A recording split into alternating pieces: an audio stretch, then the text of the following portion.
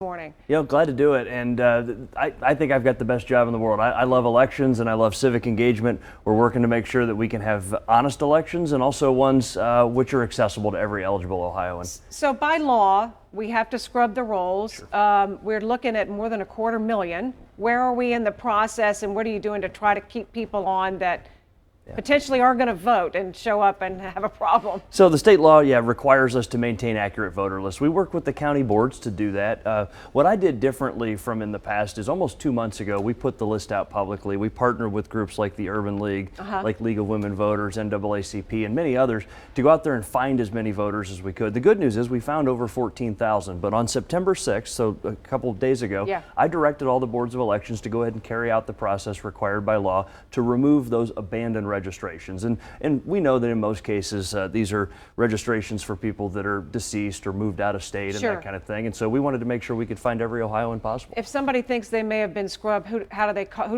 What do they do? The best thing to do is to visit your board of elections. You have until October 7th if you're going to want to vote in this November's election, which is important. And so the other thing is our Ohio Secretary of State website, which is voteohio.gov, where you can register to vote right there online. It only takes a minute or two.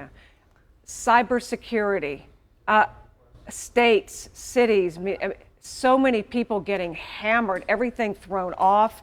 The 2020 election will be a big one. They all are.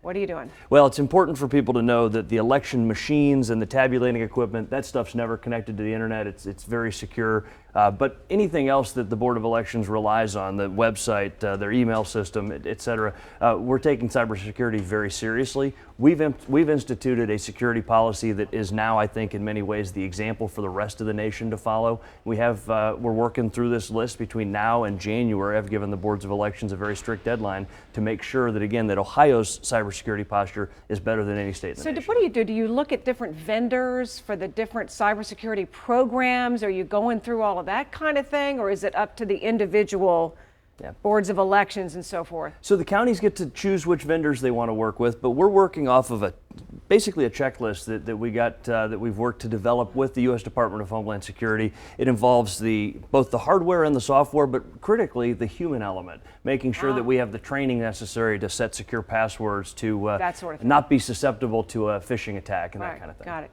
Thank you so much for coming. You were at the Green Beret Foundation last night late and getting up early this morning, a former Green Beret. Thank you for your service and for your time this morning. Appreciate it. Frank LaRose, our Secretary of State of Ohio.